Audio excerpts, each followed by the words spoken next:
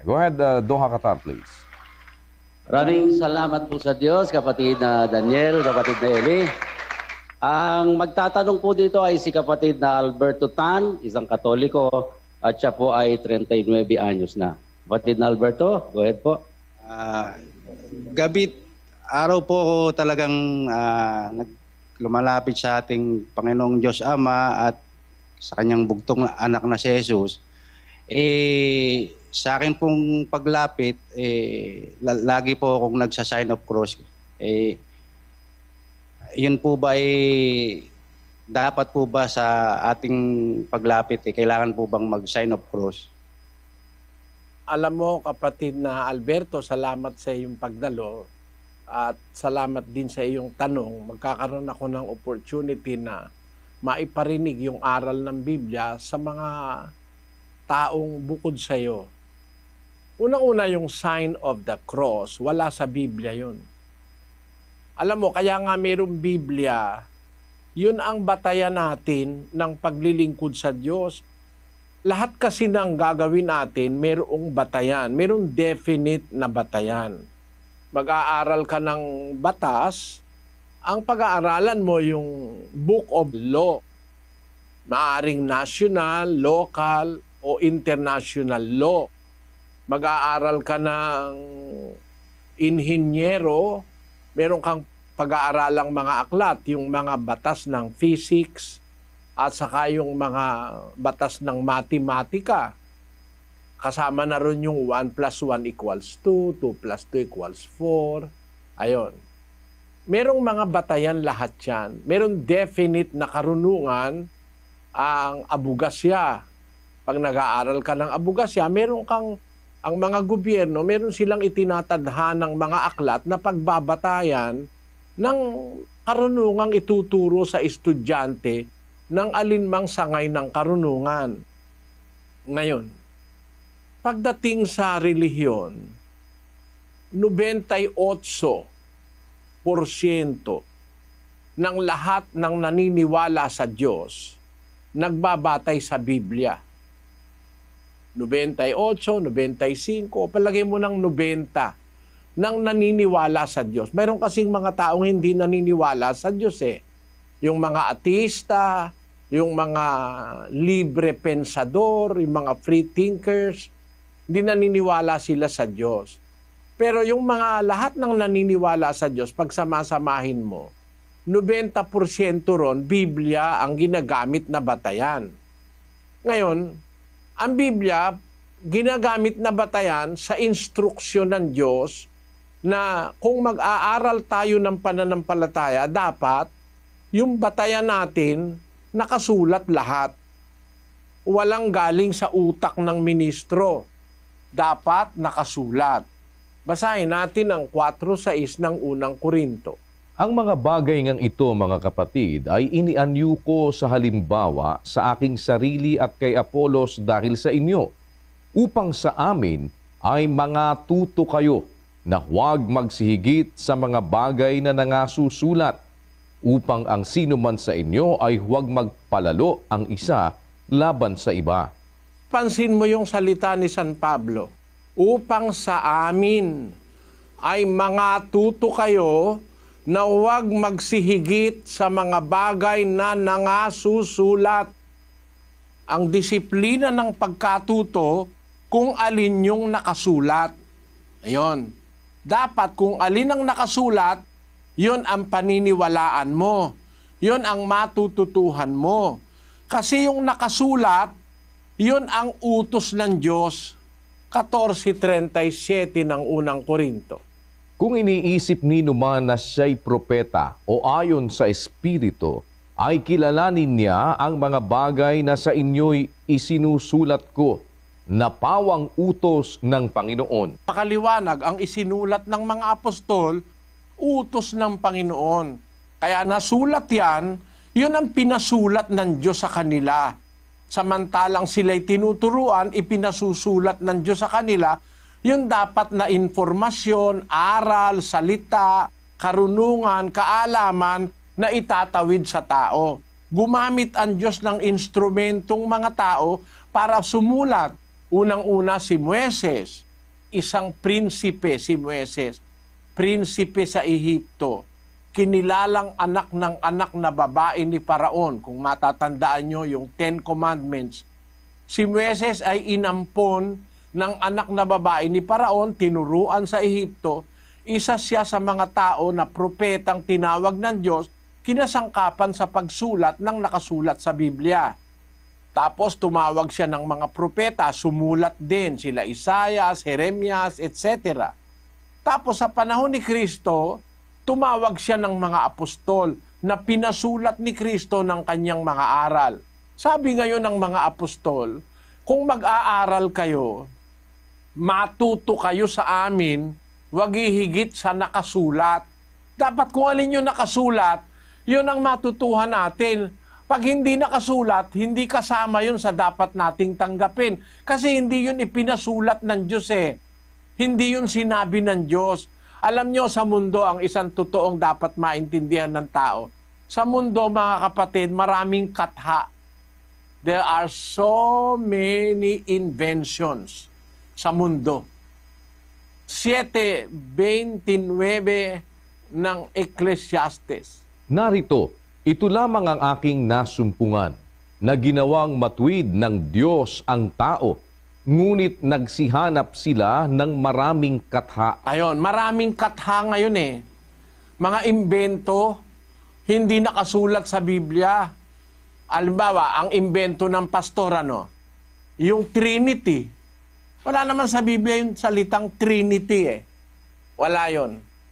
Yung Santa Cena, yung banal na hapunan daw, tapos may abulo yan, wala sa Biblia yun eh. Ang nasa Biblia, hapunan ng Panginoon, hindi Santa Cena. Hapunan ng Panginoon.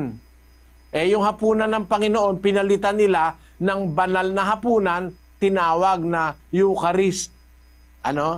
Wala naman sa Biblia yung inimbento na yun eh, na Eucharist, na papakainin ka, tapos hindi ka papainumin. Meron ba namang pagkain walang inom? Kakain, iinom. Ba't ikaw hindi ka pinainom? Ang sabi ni Kristo, kainin, tapos uminom. Talagang natural yung pagkakumain, iinom. Bakit yung mga pinakaing membro hindi pinainom? Kulang. Wala sa nakasulat yon. Kaya kailangan matuto tayo, wag hihigit sa nakasulat. Ibig sabihin ng wag hihigit sa nakasulat, eksakto. Kung ano talaga yung nakasulat, yun ang matutunan natin. Ngayon, hindi mahirap ngayon hanapin sa Biblia. Meron ng computer kasi. Tingnan mo, pagka nag-ano ka sa Facebook, bilyon-bilyon ng tao sa Facebook no? Pero pagka nag-click ka ng pangalan, agad-agad nakikita yung pangalan sa Facebook Ganon din sa Biblia. Napaka-liit ng Biblia kung ikukumpara sa record ng bilyon-bilyon tao sa mundo ngayon na gumagamit ng internet at saka Facebook. Bilyon-bilyon ng tao sa internet pero madaling makita. Kaya sa Biblia, madali mong makita ngayon, meron bang sign of the cross? Tingnan nga natin, kapatid na Luz, pahanap mo nga sa computer kung ano ang sasabihin ng computer. Opo, hanapin natin ang sign of the cross sa English Bible, sa Douay-Rheims version, from Genesis to Revelation. Result, no word or phrase found. Kung nakikita mo yan, kapatid na Alberto, yung Douay-Rheims version ng Biblia, yan ang Bibliang Katoliko mismo. Yan ang ginagamit ng Katoliko, kaya dyan natin hinanap. Yung palang sign of the cross, wala pala sa Bibliang Katoliko mismo tingnan naman natin sa ibang Biblia. Sa lahat na ng Bibliang Ingles, meron bang tinatawag na sign of the cross, kapatid na Luz? Hanapin po uli natin in all English translation. Let us search for sign of the cross from Genesis to Revelation. Result, no word or phrase found. Ayan, ang sabi ng computer, hindi pala naman nakasulat yung sign of the cross paano mong gagamitin yun?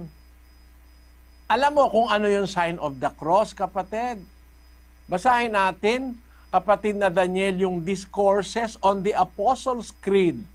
na isinulat ni Reverend Clement H. Kroc sa pahina 17, kapatid na Daniel? Ito po ang sinasabi ng Discourses on the Apostles' Creed by Reverend Clement Kroc, page 17. Saint Teresa states that Satan had no power over the cross, nor over any object over which the sign of the cross has been traced. It is the Christian's strongest and most powerful weapon against Satan. Ayon daw kay Santa Teresa, hindi naman apostol yun. Hindi naman mangangaral ng Diyos yun. Ang sabi raw ni Santa Teresa, yun daw sign of the cross, yun daw ang strongest and most powerful weapon against Satan. Yung pala, panlaban kay Satanas yung sign of the cross. Yun ang sabi ng libro. Bakit pag nakaharap ka kay Santa Maria, nagsa-sign of the cross ka? Satanas ba si Santa Maria? Medyo yata may mali. Bakit? Panlaban pala kay Satanas. Ba't mo naman sa harap ng estatwa ni Maria, magsa-sign of the cross ka? Bakit pagpasok sa simbahan, yun pala'y panlaban kay Satanas yung sign of the cross? Bakit ginagamit mo sa harap ng altar? May Satanas ba sa altar? Mag-isip ka, kapatid na ha?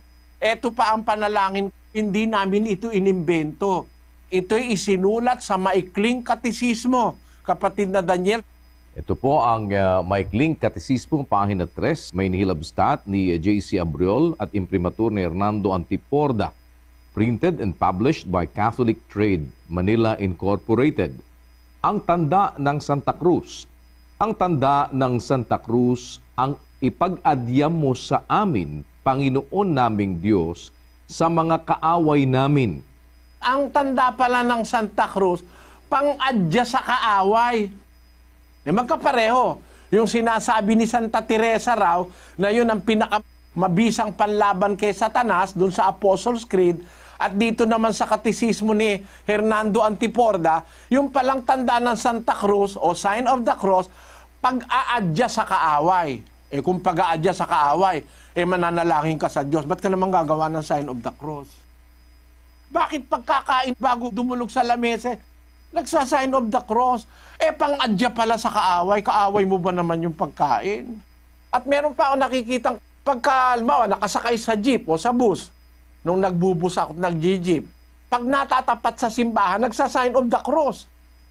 Ganun ka ako, yung pala'y pang-adya sa kaawa, yung pala'y panlaban kay Satanas. Ba't pagtapat sa simbahan, dali-daling nagkukuros?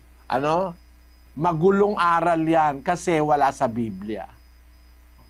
Mag-isip ka, kapatid. Hindi naman sa akin galing yun galing sa libro nyo. Kaya ako naman kinuha sa libro nyo ang sagot dahil wala naman kasi sa Biblia. Di ba? Kasi hindi nakasulat sa Biblia na pag mananalangin, mag-sign of the cross ka. Wala nun. Wala nun sa Biblia. Di hahanap ako ng ibang impormasyon. Nakita ko sa librong Katoliko, yung palang sign of the cross, pang-adya sa kaaway, panglaban sa kaaway, at pinakamabisang panlaban kay Satanas. Sabi ko, may mali. Mali talaga, kapatid. Sana naunawaan mo, kapatid na Alberto.